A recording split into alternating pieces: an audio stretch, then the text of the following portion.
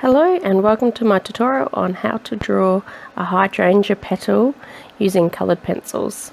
I start by putting down a light layer of sky blue, and I do keep it really light pressure so you don't want to press too hard and damage the tooth of the paper. I take the light ultramarine and I go over the spots where the veins are to make sure that I don't lose them when I'm adding more layers. I then go over in light violet with another light layer of colour. Using pink madder lake, I then start adding some pink into some of the areas where I want it to have the pink showing through rather than the blue tinge to the petal. I use indanthrene blue to define the edge of the petal before going over it again in light ultramarine to define where I want the veins. I build up the shadowed area on the lower part of the petal using those two blues. I just go along the edge, defining the edge, and then build up the shadowed area, and I continue layering down until I get the shadowed area to the point at which I like it. Next I go over with the purple violet and add some shadows into the rest of the petal, and this is for the areas which are a bit more pink as well. This petal has quite a lot of blue, pink and purple mixed in. With all those layers on now, it's time to blend it out, and with this one I'm using Zest It with a small filbert brush. I just go over the area, blending gently with a small amount of the Zest It on the brush. I'm using a paper towel to blot it off the paintbrush, so I'm not putting too much on.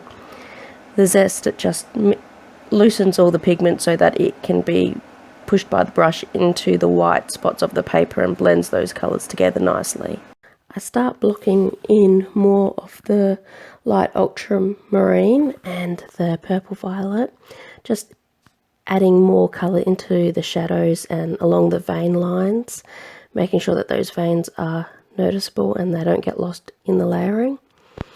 And I keep adding in the purple to help bring out the stronger colour that got lost a little bit with the blending.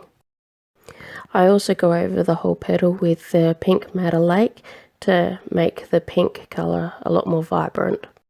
Once again, I blend it all together using Zest It, and I make sure I don't blend the veins away from where the lines are, because then that'll blur them out too much. I want to keep that colour nicely in the vein lines. I then take the Luminance violet grey pencil and go over the veins again, just darkening up the lines with that pencil.